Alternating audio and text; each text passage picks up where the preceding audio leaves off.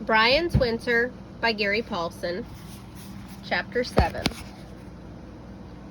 He didn't know the time, but somewhere in the middle of the night he awakened suddenly. He had come to rely on his senses, and he knew something had changed to snap him awake that way, and he lay with his eyes wide in the dark, listening, smelling, trying to see. He did not have long to wait. There was a soft rustle, then a woofing sound, and the whole wall of his shelter peeled away from the rock as if caught in an earthquake. Away and down, and Brian, still in his bag, was looking up in the dark at an enormous form of a bear leaning over him. There was no time to react, to move, to do anything. Meat. Brian had time to think. He smelled the venison and had come for it. He was there for meat. And it was true. The bear had come for the meat, but the problem was that Brian lay between the bear and the meat. And the bear cuffed him to the side, as if it wasn't as much of a cuff, nowhere near what the bear could have done, which would have broken Brian's legs. But the bag was zipped, and Brian became tangled in it, and couldn't move fast enough to stay out of the way, so the bear hit him again. This time hard. The blow took Brian in the upper thigh, and even through the bag, it was solid enough to nearly dislocate his hip. He cried out, "Ah!" The bear stopped dead in the darkness. Brian could see the head turn to look back and down at him. A low turning, huge and full of threat, and the bear's breath washed all over him, and he thought, "I'm going to die now. All this that I have done, and I'm going to die because a bear wants to eat, and I'm in the way." He could see the bear's teeth as it showed them, and he simply couldn't do anything, couldn't move, couldn't react. It was over. The bear started to move down towards Brian, and then hesitated, stopped and raised its head again, and turned to look back over its shoulders to the left. Half a beat, and Brian lay still, staring up at the bear. But now, a new smell, over the smell of the bear, a rank, foul, sulphurous, gagging smell as the bear turned and took a full shot of skunk spray directly in the eyes. Betty had arrived. Whenever she had been, whether she'd just been out hunting and had come back, or had been awakened and surprised, or simply didn't like bears very much, whatever the reason, she had dumped a full load in the bear's face. The effect was immediate and devastating. Oof!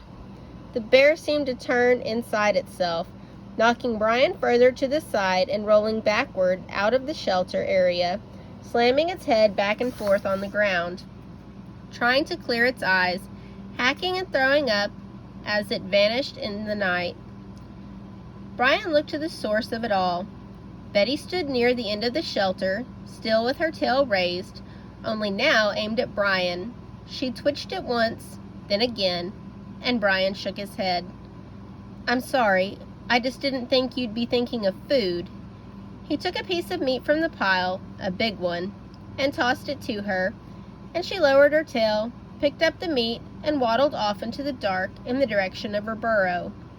Brian lay back in his bag.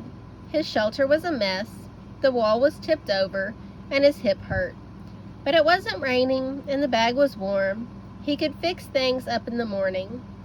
The stink of the skunk was everywhere. Much of what Betty had shot at the bear had gone around it and hit the wall, but Brian didn't mind. In fact, he thought, "I've grown kind of fond of it. I'll have to make sure to give her extra food." It was like having a pet nuclear device. He went to sleep smiling. In the morning, he found that the damage was not as extreme as he'd thought. The bear had tipped the wall away and down, but the dried mud had held it together, and Brian, after 4 heaving tries, tipped it back up and against the rock. He chopped a hole in the thin ice near the edge of the pond and brought up new mud to pack in around the seam, and inside an hour it was good as new. Then he reviewed his thinking. The war bow wouldn't help, at least not as a protective device.